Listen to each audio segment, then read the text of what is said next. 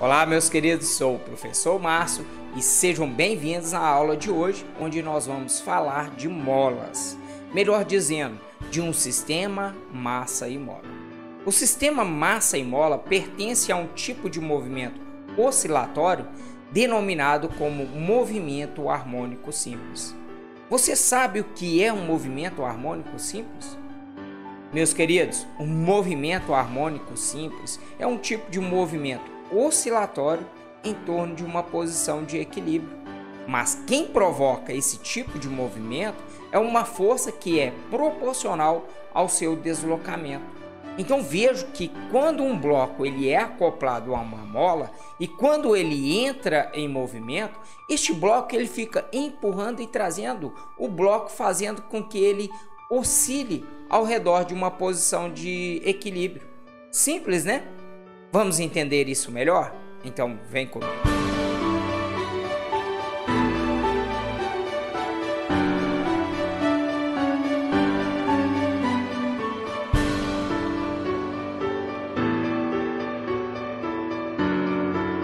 Veja a nossa figura onde nós temos um bloco e ele está sobre uma superfície que não oferece nenhum atrito, de tal forma que ele está preso a uma mola. E essa mola, não sofrendo uma compressão ou uma distensão, ou seja, o seu estado natural será exatamente esta posição que ele está ocupando, meu jovem. A sua posição que nós vamos denominar como origem. Caso um agente externo, uma força externa, age sobre esse corpo e comece a empurrar ele para a esquerda, essa nossa mola ela começa a encolher. É isso mesmo? E a partir desta posição, ele será abandonado para a nossa análise da nossa figura.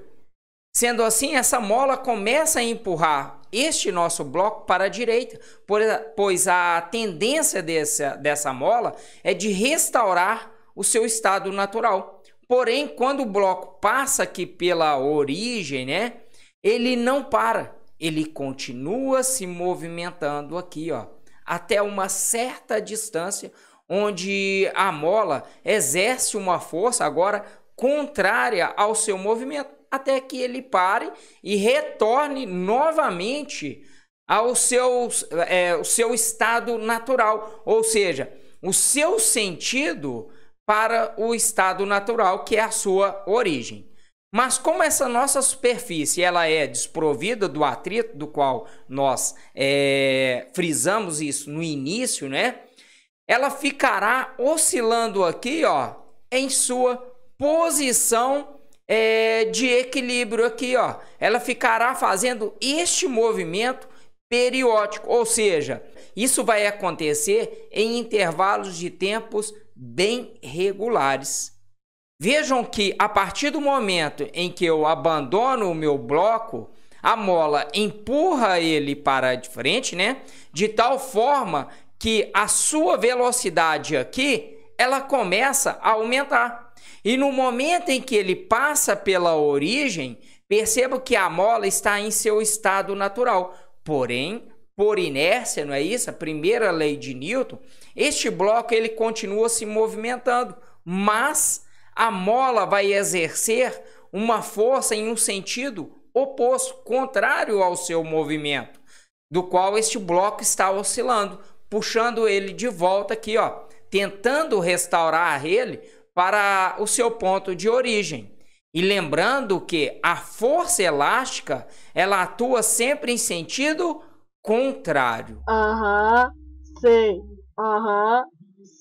Sendo assim, quando o bloco sofre essa deformação máxima, onde a força elástica está em um sentido oposto, isso implica que a sua velocidade ela vai diminuindo até chegar o momento em que ele para. Não é isso mesmo? Ou seja, meus queridos, ele vai parar a partir do momento em que ele deslocou a mesma distância do início até a sua origem, ou seja, deste ponto aqui.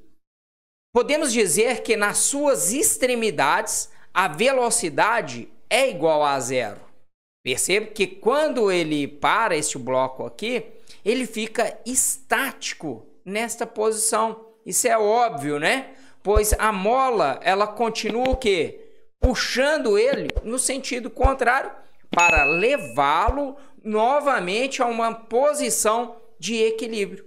Portanto, quando ele retorna, né, novamente para a posição de equilíbrio, a sua velocidade ela começa a aumentar novamente para o sentido da origem deste bloco. E quando ele passa novamente aqui pela origem, este nosso bloco ele começa a diminuir a sua velocidade até parar novamente. Então, vejam que a mola ela fica levando e trazendo este bloco de modo, vamos se dizer, periódicos. As duas posições da extremidade ela é conhecida como amplitude. Ou seja, são os dois pontos onde o meu bloco se encontra mais distante da minha origem, da minha posição de equilíbrio. Ou seja, a mais afastada da origem nós temos aqui, que é uma amplitude positiva.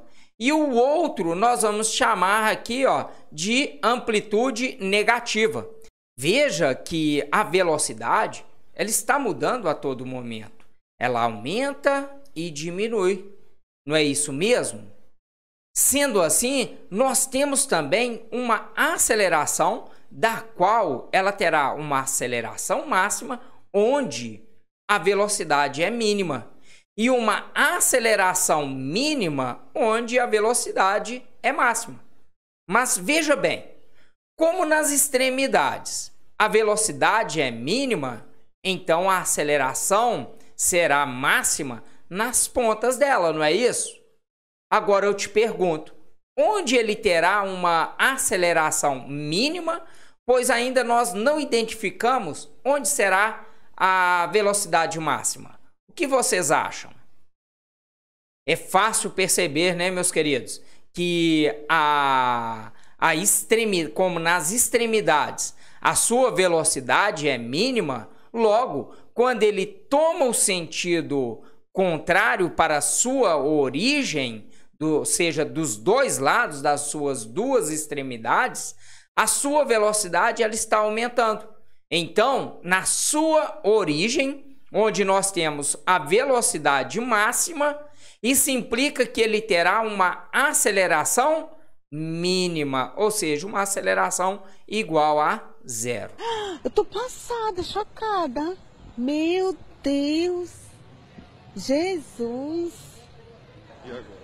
Tô vendo pela primeira vez. Outra propriedade do movimento oscilatório em torno de uma posição de equilíbrio, nós chamamos de período. Ou seja, o intervalo de tempo para que ocorra uma oscilação do movimento do qual nós estamos estudando.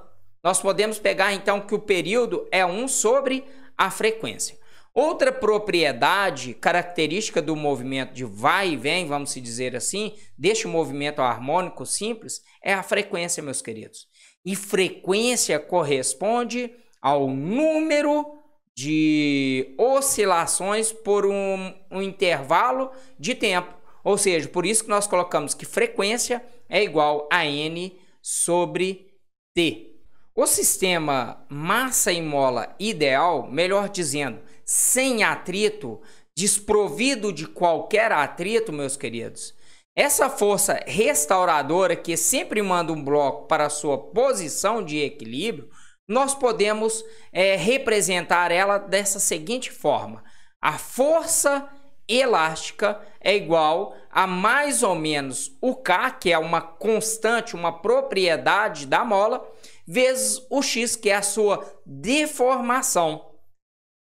Sabemos também que força resultante é a própria força elástica. É a única força que atua no nosso sistema de blocos, não é isso? E de acordo com a segunda lei de Newton, força resultante é o produto da massa vezes a sua aceleração. E como aqui eu falei com vocês que a força restauradora, que é a força elástica mais ou menos, esse sinal negativo é porque o vetor força elástica ela é sempre contrária ao vetor posição.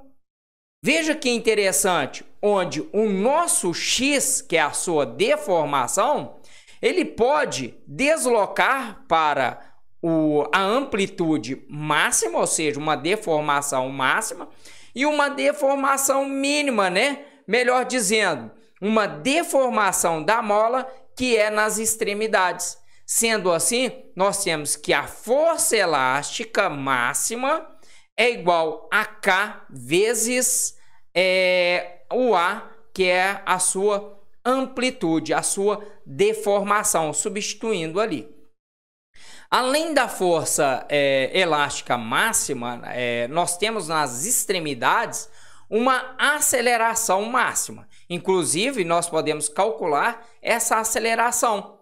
Vamos organizar a nossa equação aqui. Então, nós temos que força elástica é o K vezes a sua amplitude, a sua deformação. Isso é igual a M vezes A.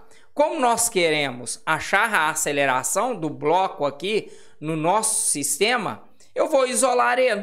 Ao isolar, nós temos que a aceleração máxima é igual a mais ou menos o K vezes a sua amplitude, né? A sua deformação dividido pela massa do bloco. E aqui nós trabalhamos a sua constante, né? Newton por metro, a aceleração metro por segundo ao quadrado, a amplitude em metro e a massa em quilogramas. Bem simples assim. Essa é a nossa primeira equação, meus jovens. É verdade. Quer dizer, às vezes não. Agora eu quero apresentar para vocês outra maneira de poder determinar o período e a frequência.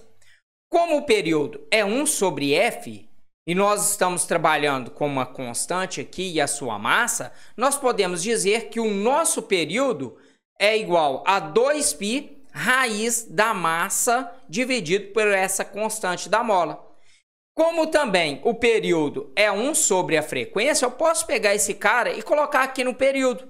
E ao fazer toda essa trâmite, né, dessa matemática, do qual nós vamos repetir o primeiro e multiplicar o inverso do segundo, nós temos que a frequência vai ser 1 dividido por 2π, raiz do K dividido pela massa. Bem simples assim.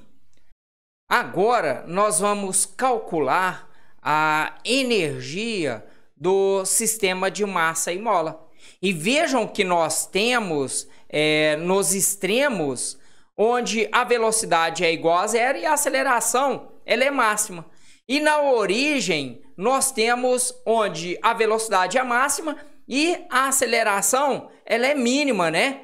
Então nós vamos fazer uma análise para as extremidades e a sua origem. Meus jovens, como na extremidade sua velocidade é igual a zero, é um fato que a energia cinética tem que ser igual a zero. Como ele tem uma aceleração máxima, ou seja, uma amplitude máxima, então ele tem uma energia potencial elástica máxima. Por outro lado, na origem, ele tem uma velocidade máxima. Se tem velocidade máxima, ele tem uma energia cinética máxima. Mas, como ele retorna à sua posição de equilíbrio, não há nenhuma deformação dessa mola. Se não há deformação dessa mola, a sua amplitude é igual a zero. O x é igual a zero. Sendo assim, a energia potencial elástica é igual a zero. E lembrando também quem é a energia cinética e quem é a energia potencial elástica máxima. Meus jovens, energia cinética é a massa velocidade ao quadrado dividido por 2. E energia potencial elástica é igual a K, que é a constante dessa mola, vezes o x, que é a nossa amplitude, elevado ao quadrado, dividido por 2. Em uma conservação da energia, nós estamos fazendo uma análise, eu falei aqui com vocês, que é a respeito da extremidade e da sua origem. Então, nós podemos fazer uma energia mecânica para a sua origem e para a sua extremidade. Melhor dizendo, o que é energia mecânica? É uma energia cinética, uma energia potencial elástica e uma energia potencial gravitacional. Em nenhum momento nós trabalhamos com altura, ou seja, o nosso corpo, o nosso bloco de análise, em nenhum momento ele deixa a superfície. Sendo assim, a energia potencial gravitacional é igual a zero. Logo, nós temos uma energia mecânica apenas da cinética e da potencial elástica. Agora eu vou pegar as duas extremidades, ou seja, duas extremidades não, meus queridos. Agora eu vou fazer a análise da energia mecânica da extremidade. Isso tem que ser igual uma energia mecânica da origem. E o que nós temos mesmo em uma energia mecânica? Energia mecânica é a energia cinética da extremidade mais a energia potencial elástica da extremidade.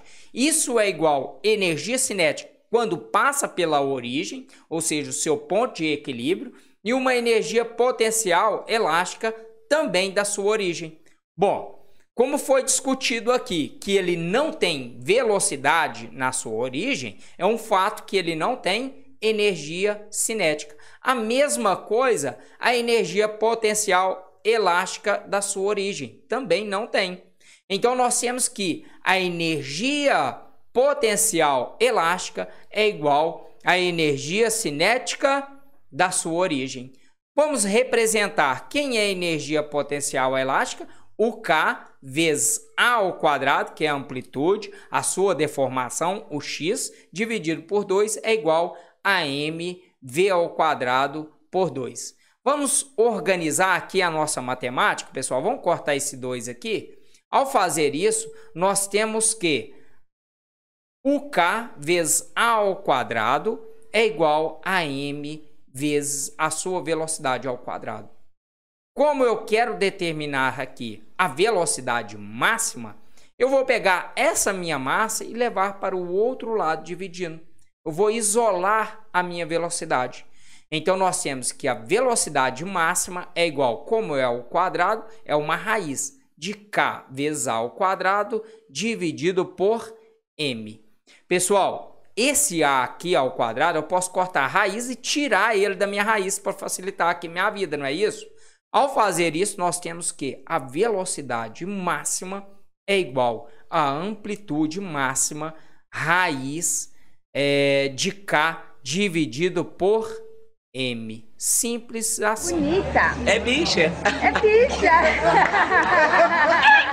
Graficamente, nós podemos mostrar que a energia ela se comporta, né, no movimento harmônico simples, dessa forma aqui, onde eu vou pegar aqui o meu gráfico da vertical, é a energia, e o X pela reta horizontal. E vou representar outra linha aqui, ó, para a energia mecânica. Na posição onde nós temos o A, seja ele a amplitude máxima e para a amplitude mínima, nestes pontos eu vou ter onde a energia cinética ela é igual a zero. Sendo assim, a energia mecânica na posição de menos A e mais A, ou seja, máxima deformação, ela corresponde à própria energia potencial elástico, pois a nossa energia cinética é igual a zero, não é isso? Então vejo que na posição de equilíbrio já não existe mais a minha deformação da mola. Se não existe mais deformação da mola, nós temos uma energia potencial elástica igual a zero. Podemos verificar que a energia potencial elástica ela pode ser representada como o arco de uma parábola. Vejam bem, se aqui ela é igual a zero, aqui ela é máxima, não é? Agora, a energia cinética é máxima aqui na origem. Como ela é máxima na origem, e ela é igual a zero nas extremidades, porque nas extremidades o movimento do corpo se encontra exatamente parado, estático, não é isso? Então o meu gráfico aqui, ó, tem que ser uma parábola com a concavidade contrária da minha energia potencial elástica. Bem simples, meus jovens. Olha só, a origem, a sua energia cinética, ela é máxima. Bem simples assim. Espero que tenham ficado bem entendido isso para vocês. Meus jovens, chega o final dessa aula onde nós discutimos a respeito de alguns fenômenos, né, que nós entendemos com o sistema conservativo. Ou seja, em todo momento nós desprezamos o atrito. Então, viram que as suas bordas, a sua velocidade é mínima, melhor dizendo, a velocidade é igual a zero, de tal forma que ele tem uma aceleração máxima. Por outro lado, quando ele chega no seu ponto de equilíbrio, ele tem uma velocidade máxima e uma aceleração mínima. E também discutimos um pouco a respeito da energia mecânica, ou seja, uma conservação da energia. O meu muito obrigado pela sua paciência e até a nossa próxima aula e fiquem em paz.